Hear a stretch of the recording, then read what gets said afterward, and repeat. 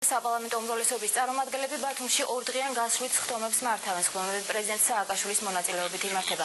დღევანდელი სხდომის გახსნისას მიხეილ სააკაშვილმა განაცხადა, რომ არჩევნებში ნაციონალური მოძრაობის გამარჯვება დიდი პასუხისმგებლობაა. ამიტომ დაწყებული რეფორმები აუცილებლად ბოლომდე უნდა იყოს მიყვანილი. გამოსვლაში პრეზიდენტი განათლებისა და საკონსტიტუციო რეფორმებს და ინფრასტრუქტურულ პროექტებს შეეხო. უმრავლესობის სხდომას იმ არასამთავრობო ორგანიზაციების წარმომადგენლებიც დაესწრნენ, რომლებიც კონფლიქტური რეგიონების პრობლემებზე მუშაობენ. კოალიცია სამართლიანობისთვის თავმჯდომარემ ვერა ქობალიამ ორგანიზაციის მუშაობის მთავარი მიმართულებები წარმოადგინა. პროგრამა სამპუნქტიანია და მოიცავს დევნილთა ზუსტი რაოდენობის დადგენას საქართველოში, დევნილთა უფლებების დაცვას საერთაშორისო სასამართლოებში და ტერმინების ეთნიკური წმენდა და ოკუპაცია დამკვიდრებას დასავლურ სტრუქტურებში.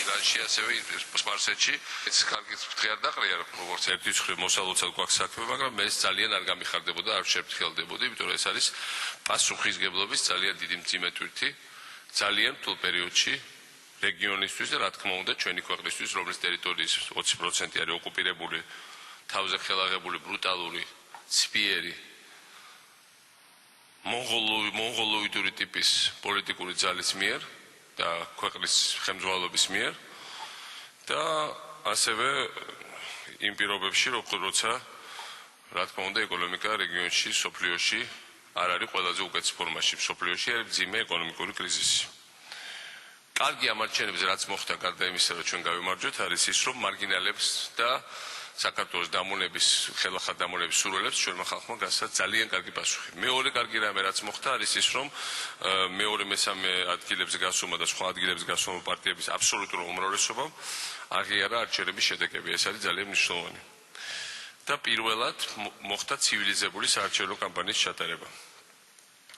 მაგრამ უნდა გვესმოდეს, რომ ჩვენ როგორც პოლიტიკური ძალა, ჩვენ არ ვართ პოლიტიკური ძალა, რომელიც არის დაკავებული კამპანიის, საარჩევნო კამპანიით და საარჩევნო კამპანიამდე პერიოდით და შემდეგ შეუძლია მოეშვათ.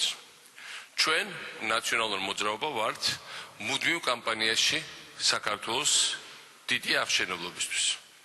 და არჩევნები ეს არის ჩვენი ხალხის მიერ პერიოდული შემოწმება იმისა, თუ როგორ ვასრულებთ ჩვენ დიდ დაპირებას, ჩვენ დიდ პროგრამას საქართველოს აღშენებლობის. პერიოდულად ქართველი ხალხი მოდის და გვამოწმებს და გვაძლევს ან ნებართვას, რომ გავაგრძელოთ ეს, ან არის უსაფრთხო დაგვიწეროს ცუდი ნიშანი ჩაგჭრას და ჩაგტოვოს კლასში თუ აღარ მოგვწეს ამის გაგრძელების საშუალება. ამიტომ ჩვენ განსაკუთრებული პასუხისმგებლობა გვაქვს არჩევნების შემდეგ და არა მხოლოდ არჩევნებამდე. ჩვენ ვართ ძალიან მნიშვნელოვანი პერიოდი ჩვენი ქვეყნისთვის და უნდა გვესმოდეს. არიან ქვეყნები, სადაც შეიძლება თელი ცხოვრება იყოს მაჩანჩალა, შეიძლება იყოს საშუალო, შეიძლება იყოს არ წინა არ წყვეტ ციდა ვარსკვლავებს და მაინც გადარჩე, მაინც გააგრძელებ არსებობას. როცა რამდენიმე წლის წინ ჩვენ ქვეყანაში ხალხი სვადაკითხოს გვეშველება რამე საარჩევნო კამპანიებში მოგისმენიათ ბევრ გადავრჩებით, გულისხმობდა რომ ძალიან ცუდად ავარ და იქნებ ცოტა მაინც რაღაცა წინ დავიწყოთ წასვლა. დღეს ჩვენ ვართ მდგომარეობაში, როცა სხვათა შორის წინ წასვლა, ცოტა წინ წასვლა, პატარა ნაბიჯები წინ მოძრაობა ნიშნავს, რომ ქვეყანას მაინც დაუდგება არსებობისთვის მნიშვნელოვანი საფრთხე. ჩვენ დღეს რეალურად გვაქვს ძალიან კონკრეტული პროგრამა საქართველოში. ან ჩვენ ვიქნებით ძალიან წარმატებულები, ან საქართველო არ იქნება საერთოდ.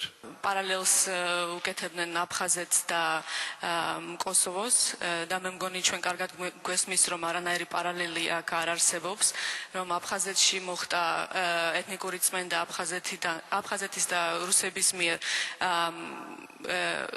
ქართული ეროვნების და სხვა ეროვნების ხალხის მიმართ. და ამიტომ დღეს მე მინდა წარმოვდგინოთ რამდენიმე პუნქტი, რომელზეც ჩვენ აუცილებლად უნდა ვიმუშაოთ, ვიმსჯელოთ და იმედია ამ პუნქტებზე ერთად ვიმუშავებთ. პირველი პუნქტია დევნილთა რაოდენობა საქართველოში. აფხაზეთში რეალურად ცხოვრობს 100,000, ანუ აფხაზეთის მთავრობა ცდილობენ იქ ვინც არიან ძალიან დაამტკიცონ, რომ უფრო მეტი არის, მაგრამ რეალურად ცხოვრობს 100,000 და ესეც სეზონში. ხოჭი მინდა დაგეთახო და მე რაღაც კეთყვით, საერთოდ საინტერესო იქნება. ერთხელ მედვედევ შეუტია, როცა ჯაცხიში იყო, რომ რეალურად აი თქვენი აზრით რამდენი ცხოვრობს, რამდენი არის აფხაზეთში მოსახლეობა. და თვითონ მითხრა, შეუმხედა ძალიან ეს და თქვა, რომ მაქსიმუმ 100,000.